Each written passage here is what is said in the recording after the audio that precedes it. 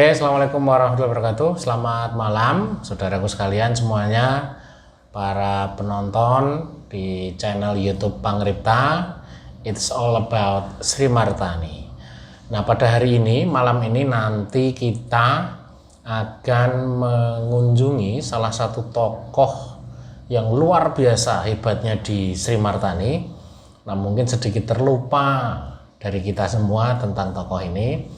Yang jelas tokoh ini merupakan tokoh ujung tombak dan ujung tombak Sri Martani yang mungkin ya secara posisi tidak luar biasa, hanya biasa-biasa saja, tetapi pengabdiannya, karyanya, bahkan mungkin gagasannya sangat luar biasa bagi Sri Martani. Tentunya ini menjadi semangat bagi kita semua, baik itu warga Sri Martani maupun mungkin bisa menjadi inspirasi lah untuk teman-teman sekalian, para penonton di channel YouTube ini. Nah, nanti kita akan ke sana, sowan ke rumahnya. Tadi saya sudah janjian dengan beliau dan insya Allah beliau akan menerima kunjungan kita semua, kunjungan saya hari ini terutama. Nah, nanti kita akan simak diskusi jagongan yang biasanya berada di Angkringan Pangripta. Nah, sekarang kita berkunjung ke rumahnya karena rumahnya agak jauh juga, karena Sri Martani ini cukup luas ya, ada sekitar 89 atau 890 hektar kalau tidak salah, atau sekitar 900-an hektar. Jadi luasnya juga cukup luas, dari ujung yang paling utara itu di Dusun Mutian, yang paling barat di Dusun Mandungan, yang paling timur di Dusun Umbul Sari yang berbatasan langsung dengan Kalurahan Ngororo, Kecamatan Pato. Nah, oleh karena itu nanti kita akan simak perjalanan saya ke rumah tokoh tersebut. Nah, siapa tokohnya nanti ini akan kejutan untuk kita semua. Nah, nanti akan kita elaborasi lah, akan kita tanya lebih jauh seberapa gregetnya beliau terhadap Sri Martani, seberapa besarnya perjuangan beliau untuk Sri Martani. Tentunya ini bisa menjadi inspirasi kita semua, karena dengan usia beliau yang mungkin tidak muda lagi lah, tetapi semangatnya justru melebihi anak-anak muda. Nah, oke ya, nanti kita simak perjalanannya. Di jalan kita nanti ya mungkin kita simak rute perjalanannya dari rumah saya di Dusun Wanujoyo Kidul sampai ke rumah beliau. Nah, mungkin itu pengantar. Nah, kita berangkat sekarang ini karena ini sudah menjelang pukul 19. Ini tidak ada jamnya, tapi insya Allah sekitar pukul 19 malam hari Kamis tanggal 4 Agustus 2022. Nah, terima kasih. Nanti kita simak bareng-bareng diskusi Angkringan Pangripta, tapi di rumah tokoh yang akan kita datangi. Nah, mungkin lain waktu akan kita kembali lagi ke Angkringan Pangripta karena ini masih dalam proses pembenahan, penyempurnaan studio begitu. Nah, dan tetap standby di channel ini, jangan lupa untuk di-subscribe ya. Di-subscribe akun channel YouTube Pangripta, It's All About Sri Martani. Jangan lupa juga di-share, di-like, dan jika ada pertanyaan atau mungkin gagasan atau yang lain bisa tulis di kolom komentar yang ada di bawah. Terima kasih, kita simak perjalanan berikutnya menuju ke tokoh yang sangat luar biasa. Mantap!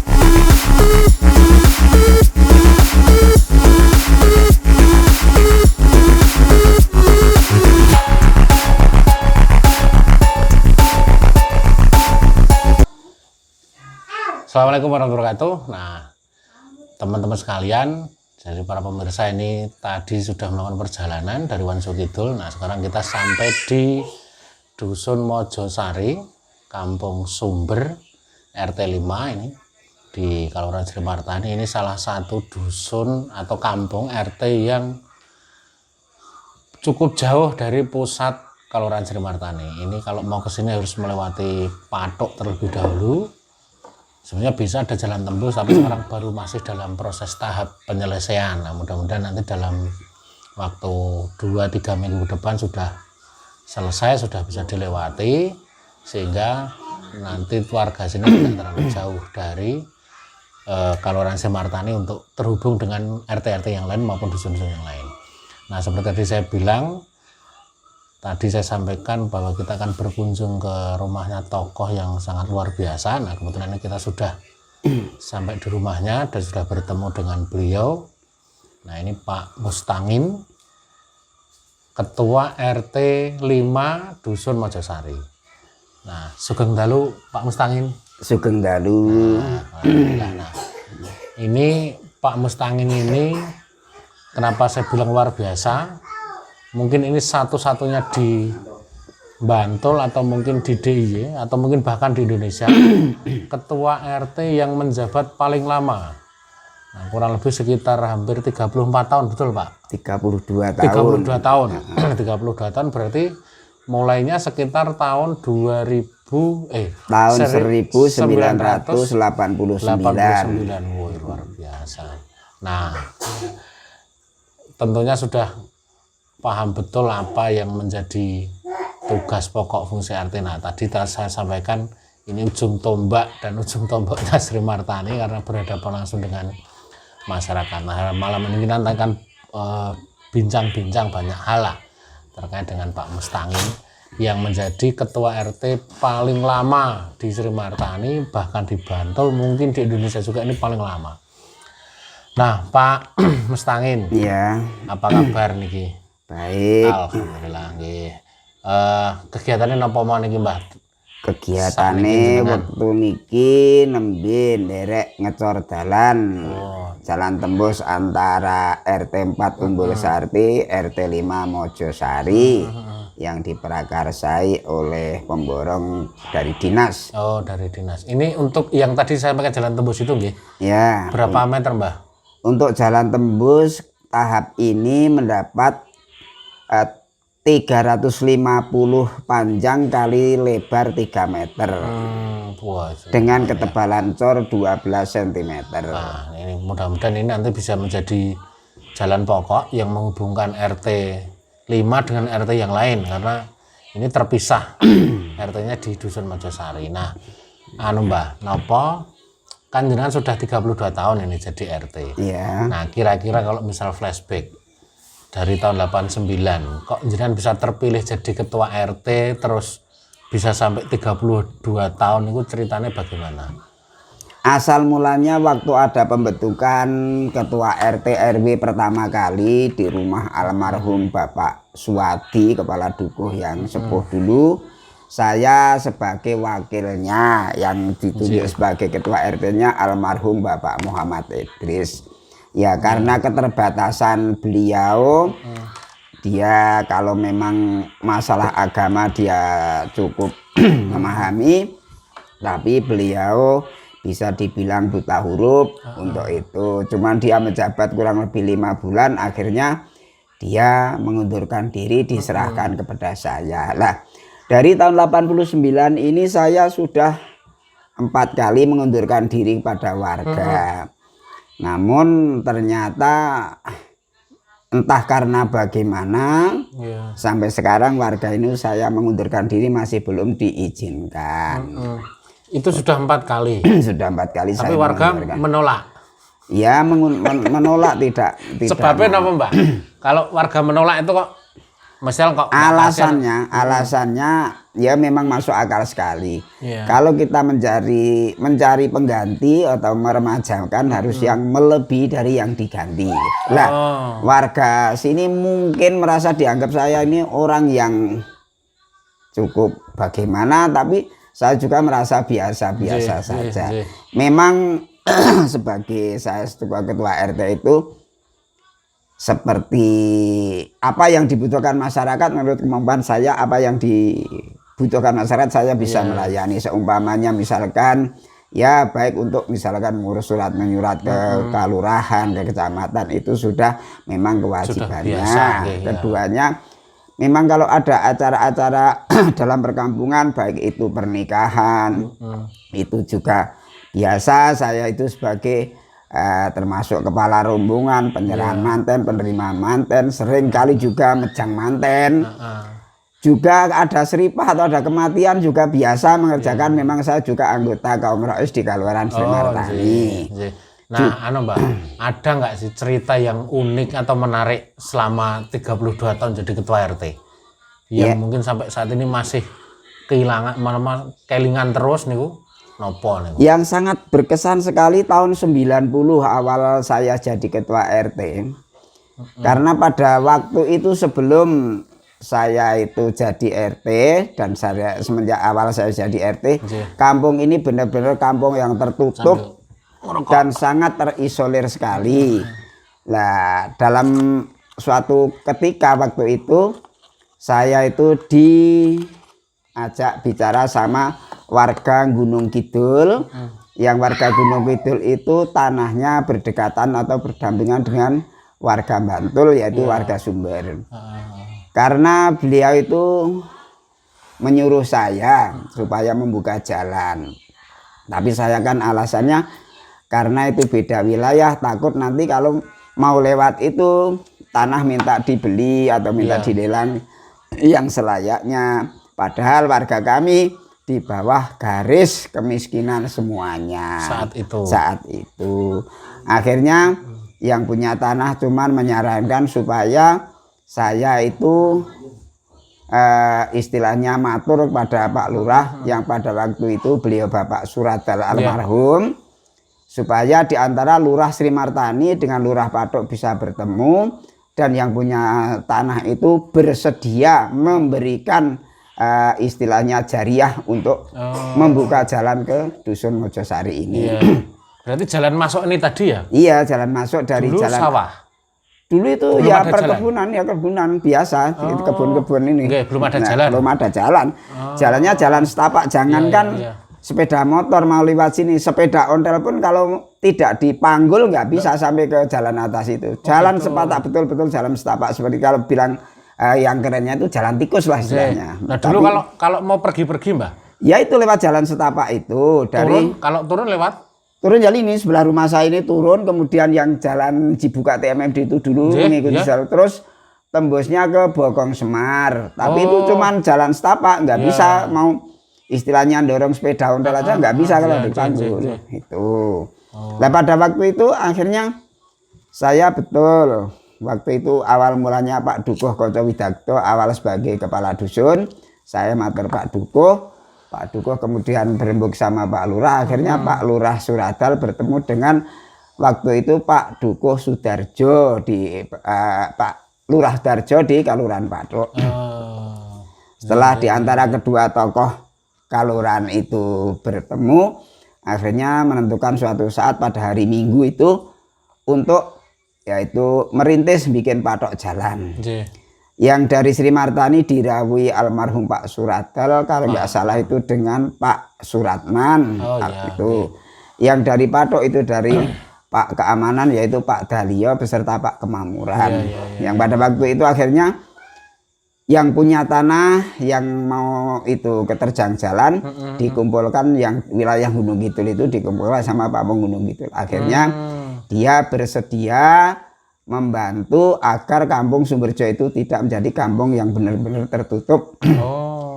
Akhirnya pada tahun 90 saya mulai membuka jalan itu. Waktu itu RT sini baru 14 kakak itu sudah komplit dengan janda. Nah, selama 14 kakak baru 14 kakak saya jadi RT itu.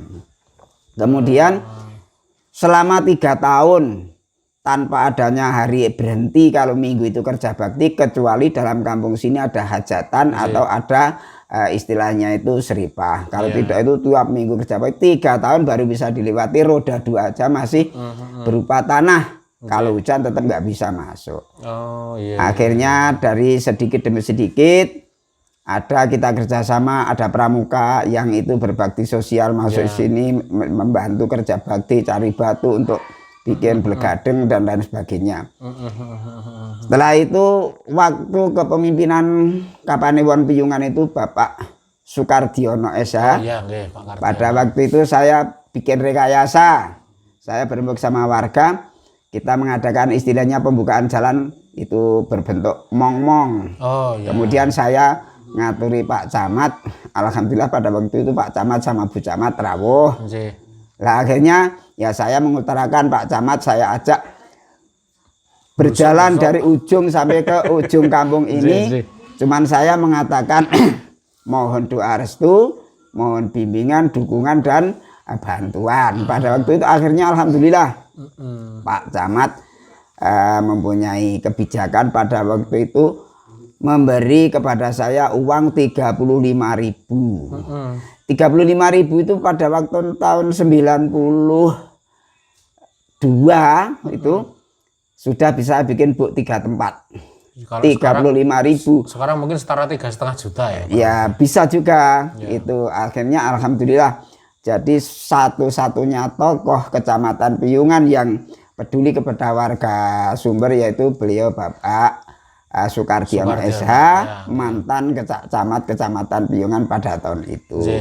Sampai sekarang pun warga tetap mengenang atas kebijakan. Akhirnya dari itu kalen gunung yang harusnya dipasang gorong-gorong bisa pasang jembatan, akhirnya bisa terpasang ketiga-tiganya. Untuk itu alhamdulillah dari tahun ke tahun kemudian ada program-program stimulan ke kabupaten. Saya memang termasuk rajin mengajukan proposal.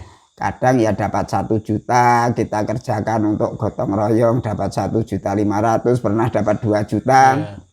Akhirnya dari sedikit demi sedikit bisa untuk pengecoran jalan dan bisa untuk dilalui roda 2. Nah sekarang Mbak, kan ada pengalaman yang sangat luar biasa. Tentunya 32 tahun kan tidak waktu yang tidak sedikit, tidak pendek. Nah selama menjabat tadi sudah diceritakan banyak hal. Ada peristiwa yang sangat mungkin menarik sampai sekarang masih diingat. Nah ada nggak sih, pernah nggak lah diberi penghargaan dari pemerintah atau mana begitu? Ya alhamdulillah kalau penghargaan dari pemerintah itu belum pernah. Tapi memang bagi saya dari tahun 89 itu setelah dipercaya oleh warga untuk mendampingi, untuk hidup bersama, maju bersama dan itu bersejahtera bersama, saya niat bismillah untuk membangun masyarakat. Jadi saya sekecil hati pun tidak mempunyai harapan minta penghargaan, tapi niat saya adalah niat untuk membangun desa, berjuang karena Allah Ta'ala, mudah-mudahan nanti bisa menjadi amal di kelak kemudian hari. Untuk itu memang suatu pemimpin dalam lingkungan itu tidak mudah dan tidak enteng. Ibaratnya seorang pemimpin itu harus bisa menjadi seorang lubang sampah. Apapun yang masuk harus bisa menerima. Baik itu sampah yang dari plastik, sampah yang dari kotoran, sampah dan lain sebagainya, harus kita bisa menampung. Akhirnya semuanya itu harus diterima dengan rasa bijak, sabar, dan akhirnya alhamdulillah memang pedoman seorang pemimpin, jangan sekali-kali seorang pemimpin itu punya pedoman harus ditakuti oleh bawahannya. Yang harus diharapkan seorang pemimpin adalah dicintai oleh warganya. Kalau ditakuti itu istilahnya seperti kucing. Kucing itu kalau di bangku ada ikan asin, tapi tahu tuan rumahnya, kucing nggak berani mengambil. Tapi begitu lengah dia akan mencuri. Sama saja. Seorang pemimpin kalau dimodali hanya karena ditakuti oleh warganya, ya kalau sedang itu sendiri. Tapi kalau sudah rame-rame akan menjadi pemberani, akhirnya pemimpin pun tidak ada artinya.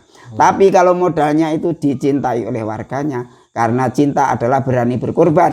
Apapun yang diajak demi kemajuan warga masyarakat, alhamdulillah selama ini apa yang kita programkan, kita bersama, kita berembuk, belum pernah ada suatu kegagalan, suatu hambatan, dan dengan modal keguyup rukunan dan gotong royong sampai sekarang pun masih kental di RT 5 ini.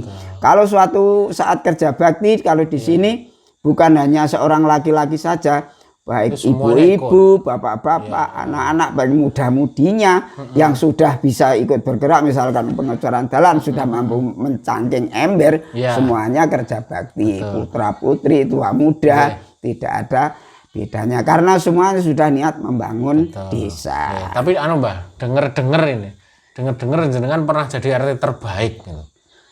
Kalau dibilang RT terbaik, alhamdulillah pada tahun 2022 ini kami tidak menyangka dan mengira, yaitu pada suatu saat beliau Bapak Lurah, Bapak Kiai Haji Mulyana itu memanggil saya beserta Bapak itu Mudin, Pak Jumadi, yang isinya saya didaulat untuk mewakili Kecamatan Piungan dalam lomba Tobernas, yaitu tokoh pemberdayaan masyarakat. Akhirnya pada waktu itu Kecamatan Piungan yang mewakili 3 kelurahan, saya diperintah oleh Pak Lurah untuk mewakilinya. Alhamdulillah, karena musuh kita 17 kecamatan, pada seleksi pertama itu dari Kecamatan Piungan mengirimkan 4 kategori, yaitu dari itu tim penggerak PKK, Posyandu, LPMD dan RT. Namun pada seleksi awal yang lolos 2 kategori, yaitu dari kategori Posyandu dan kategori tokoh pemberdayaan masyarakat tingkat RT. Untuk tingkat RT, alhamdulillah saya dipercaya oleh tim juri lolos menjadi juara 3 waktu seleksi pertama. Kemudian Ibu Dukuh Mandungan, Ibu Arni, beliau juga masuk kategori Posyandu juara kedua. Kemudian setelah dilombakan langsung tatap muka dengan tim juri pada waktu itu, kalau tidak salah tanggal 27 Juni, akhirnya semuanya itu serba mungkin. Tuhan memberikan kemudahan kepada saya. Alhamdulillah, dari saya itu tadinya menjadi juara 3 dalam seleksi. Waktu langsung wawancara, saya berbalik dari juara 3 menjadi juara 1. Yang juara 1-nya dulu dari Kecamatan Pajangan terbalik menjadi juara 3. Yang juara 2 tetap dari Kecamatan Banguntapan, dari Kelurahan Wiyoro. Ya, artinya berarti kan prestasinya luar biasa. Nah, kira-kira Mbah Mas gini, sudah 32 tahun, sudah ada penghargaan, banyak hal yang dilakukan, terutama tadi disampaikan kaitannya dengan kerja bakti dan kegotong royongan. Nah, kira-kira selama jenengan menjabat itu apa sih yang dilakukan untuk merawat semangat kegotong royongan? Karena ini kan semangat kegotong royongan itu kan nilai keistimewaan di DIY. Nah, itu triknya atau apa yang dilakukan itu bagaimana, Mbak? Ya, triknya yang pernah saya alami dan memang yang biasa saya alami dari awal saya dipercaya sebagai ketua RT, itu sama sekali saya sebagai ketua RT belum pernah saya itu dengan warga itu menyuruh. Tapi saya bersifat mengajak. Sebab apa? Kalau menyuruh itu saya menyuruh warga untuk bekerja, tapi saya sendiri tidak ikut kerja. Tapi selama ini saya itu mengajak. Artinya orang mengajak, saya harus bekerja dulu, warga mengikuti. Alhamdulillah sampai sekarang karena modal itu sampai sekarang masih terawat rapi dan bagus. Keguyup rukunan, kebersatuan di sini insya Allah tidak mudah digoyahkan dari apapun. Artinya warga kaitannya dengan gotongnya betul-betul solid, gitu. Betul-betul solid dalam hal apapun. Nah, ini kan artinya ini mungkin perlu dicontoh di banyak tempat ya. Artinya merawat kegotong royongan itu tidak mudah tentunya. Perlu contoh, perlu teladan, bahkan mungkin perlu hal-hal yang sekiranya bisa membangun kegotong royongan. Nah, Mbak, jumlah kakak atau warga di RT 5 ini berapa, Mbak?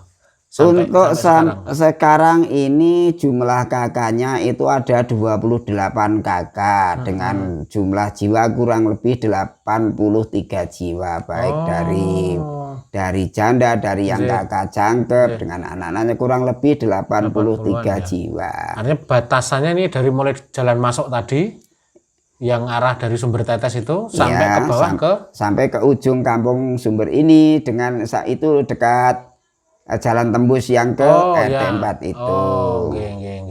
Ditambah itu yang di puncak Gunung Mangel itu ada 2 kakak, itu termasuk warga kami RT 5. Yang disebut Deli itu. Ya, kampung Deli itu termasuk wilayah RT 5. Nah, Mbah, yang kemudian yang kedua. Ini kan tentunya nopo nggih? Jadi ketua RT itu kan tidak mudah. Iya. Nah, kira-kira mungkin kalau mungkin masih ada sampai sekarang itu visi atau misi jenengan dari sejak dulu pertama jadi ketua RT sampai hari ini yang masih diugemi apa, yang belum berhasil apa, Mbak? Yang sudah berhasil apa? Adapun visi misi saya itu sebagai ketua RT adalah maju bersama warga dengan penuh semangat gotong royong demi untuk kesejahteraan bersama. Itu kuncinya saya. Nah, dari itu penjabaran kita yaitu orang pemimpin jangan sekali-kali dengan warga atau itu menyuruh, tapi harus mengajak. Sebab kalau menyuruh itu orang pasti akan menggerutu. Karena orang menyuruh itu belum tentu kalau kita ikut bekerja. Tapi kalau mengajak pasti kita harus berjalan dulu baru warga mengikuti. Itu tidak mungkin.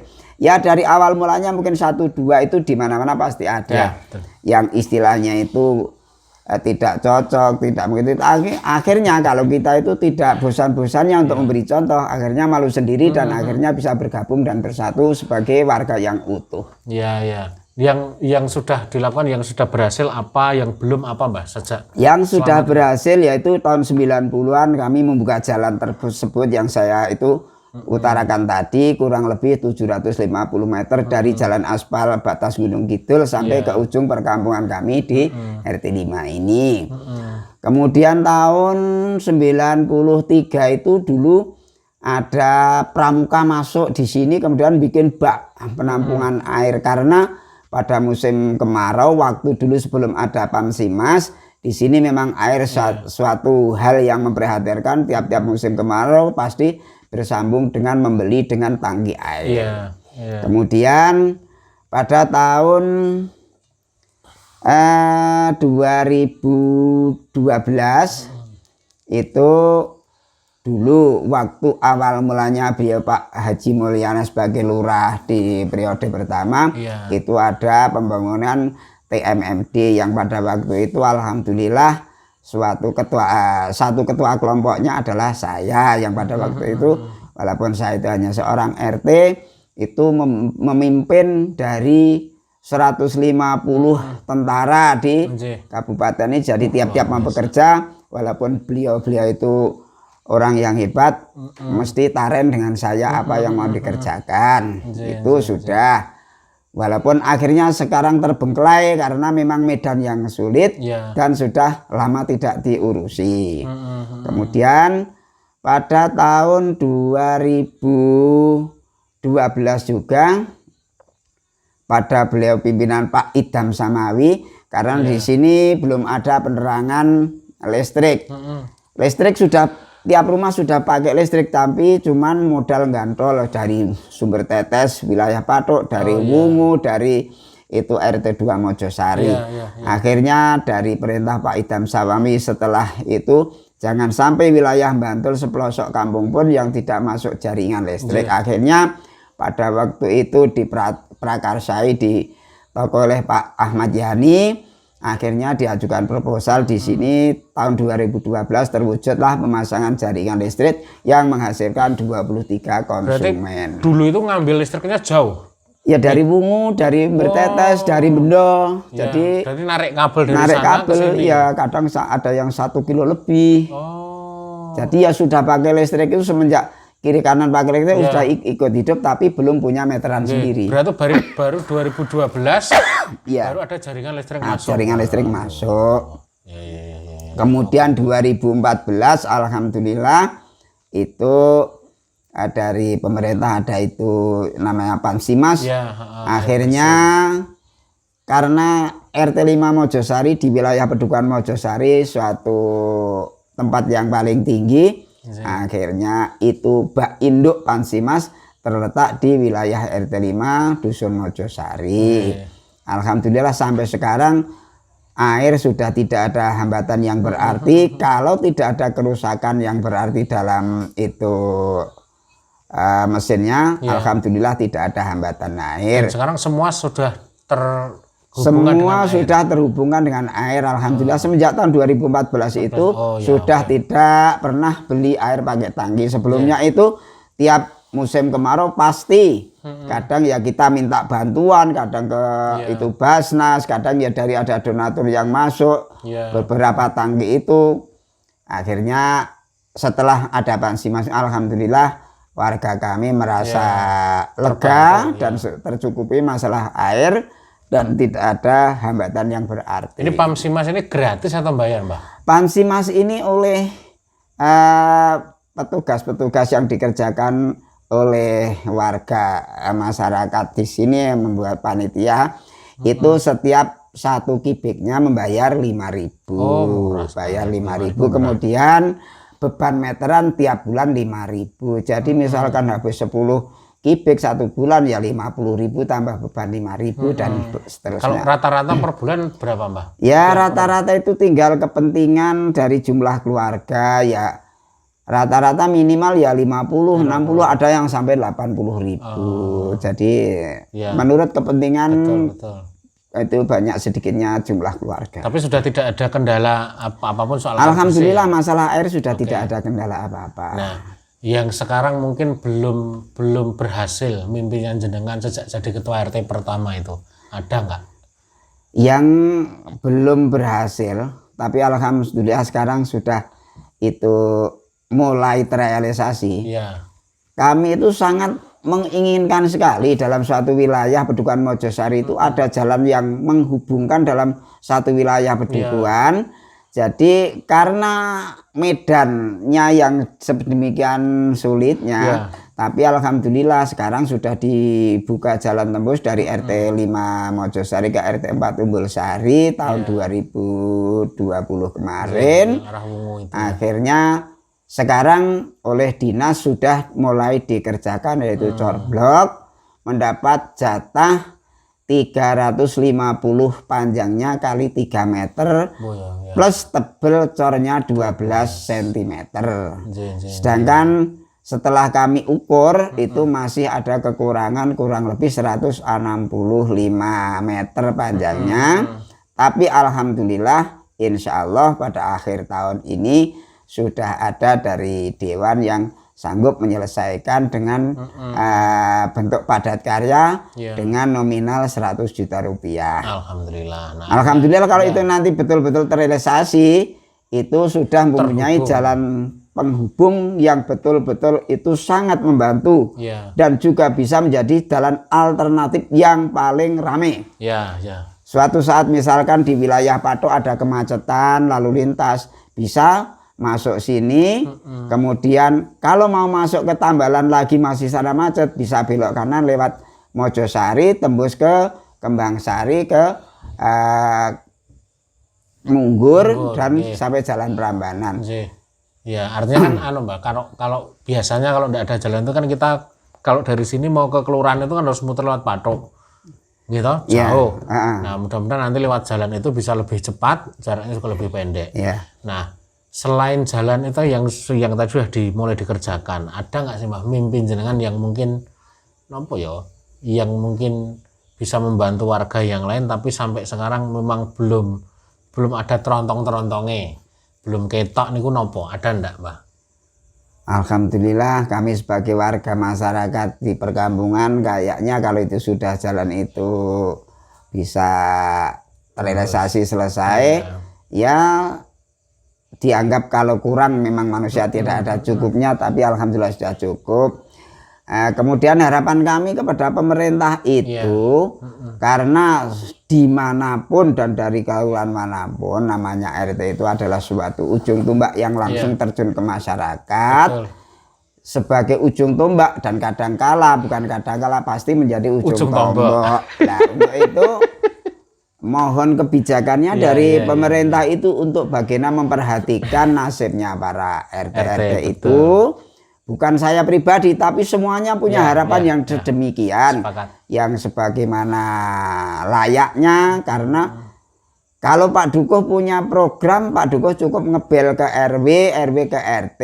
Nanti yang langsung terjun ke masyarakat pasti RT. Jadi mestinya dari bapak-bapak kita yang punya wewenang itu harus ada rasa belas kasihan kepada orang yang paling langsung bertemu dengan masyarakat. Ibaratnya kalau ada kesalahan dalam suatu masalah, kalau cuma dimarah dari atasan, misalnya Pak Dukuh, Pak Lurah hanya seorang, tapi kalau sudah terjun masyarakat, harus dimarah masyarakat, itu sangat sulit untuk meredam. Tapi kalau cuma dimarah seorang dari pimpinan, cukup kita sendiri yang merasakan. Tapi kalau sudah itu marahnya warga, itu repot. Jadi harapan semua Pak RT saya bertemu di mana-mana, harapannya cuman bagaimana kebijakannya itu agar ada rasa belas kasihan kepada RT itu untuk diberikan apalah istilahnya imbalan insentif yang layak dan semestinya. Ya ini masukan lah, masukan untuk mungkin untuk kelurahan ataupun kabupaten, karena kabupaten juga punya PPBMP itu yang katanya 50 juta per dusun. Ya harapannya nanti bisa diperluas untuk memberikan honor atau insentif untuk para ketua RT. Saya pikir itu penting juga, karena RT itu jelas ujung tombak dan ujung tombak. Nah, terus harapan jenengan, Mbah, harapan satu untuk warga di RT 5 ini itu apa kira-kira? Ya, harapan saya sebagai warga RT 5 ini bisa terwujud aja apa yang menjadi idam-idamannya, yaitu setelah mempunyai sarana prasarana jalan yang sudah memadai, harapannya semuanya bisa meningkat dalam kesejahteraan dalam taraf hidup dan lain sebagainya, mau kemana dan dari manapun sudah tidak sulit lagi. Sebab dari geografi RT 5 itu, dari Kelurahan Sri Martani atau dari kantor Kelurahan Sri Martani ini, kalau punya jalan tembus sebenarnya cukup sekitar 7 kilo. Tapi kalau sekarang belum punya jalan tembus, mutar lewat Patok bisa menjadi kurang lebih 12 kilo lebih. Ke kantor Pak Dukuh atau ke dalamnya Pak Dukuh itu kalau sudah jalan tembus itu bisa difungsikan, cukup kurang lebih 1 kilo. Tapi kalau mutar lewat Patok bisa menjadi 8 kilo lah. Untuk itu alhamdulillah ya, pemerintah sudah ada kebijakan terontong-terontong ini. Harapan kami mudah-mudahan dari anak turun kita nantinya tinggal merawat dan dikerjakan oleh para pendahulu-pendahulu kita, yang semoga harapan kami semua apa yang telah dikerjakan ini betul-betul bermanfaat dan barokah bagi siapapun yang ikut dalam terjun kebijaksanaan ini. Mudah-mudahan menjadi amal jariahnya yang nanti tidak hanya di dunia mendapat imbalan, tapi di akhiratnya pun juga mendapat pahala. Nah, harapan tadi kan untuk masyarakat sudah, sekarang harapan untuk pemerintah baik kelurahan maupun kabupaten ada enggak? Ya, harapan kami ke pemerintah baik kelurahan, kabupaten itu agar bagaimana ya kebijakan itu ngertilah kepada warga yang semestinya itu harus diperhatikan, Sebab apa istilahnya? Harus punya kebijakan dan yang adil dan merata. Adil tidak harus sama, tapi yang pemerataan itu harapan kami. Misalkan adil tidak sama, kalau yang misalnya itu sudah sesuai, misalkan diberi sedikit ya sedikit, sama-sama kedudukannya. Kalau yang itu membutuhkan banyak, mestinya dibutuhkan. Jangan memandang karena itu suatu kampung yang sangat terpelosok sekali, warganya sedikit, kemudian tidak terpikirkan, itu jangan. Karena walaupun sedikit pun kita betul-betul dari warga negara Indonesia, dari warga kelurahan kita, yang semua itu harus diberi kebijakan yang sama, baik yang ada di perkotaan, perkampungan yang itu daerah dataran rendah maupun daerah pegunungan, itu punya hak yang sama dan suatu pimpinan harus punya kebijakan yang sama. Ya, oke. Artinya kan semua warga itu punya kesempatan yang sama, punya hak yang sama.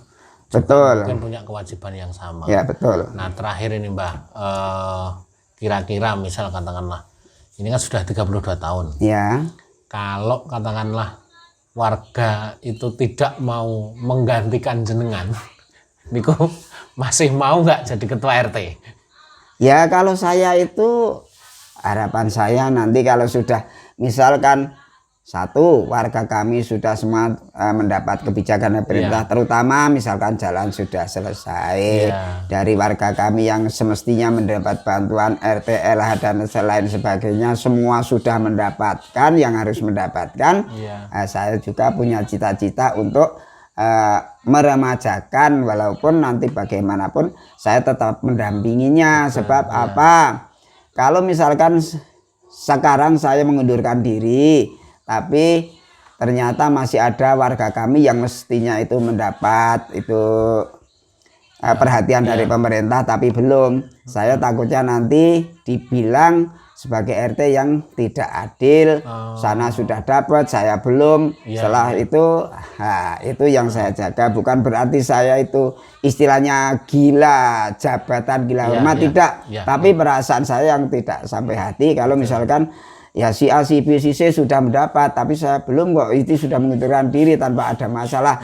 Nah, itu dari pertimbangan pribadi saya. Nanti kalau sudah itu saya walaupun bagaimana tetap akan merintis untuk generasi muda untuk menggantikan saya. Sebab bagaimana itu soal kehidupan dan kematian kan tidak tahu. Kalau tidak kita ganti ke generasi yang seterusnya, apakah nanti akan menemui jalan buntu untuk seterusnya untuk kepemimpinan.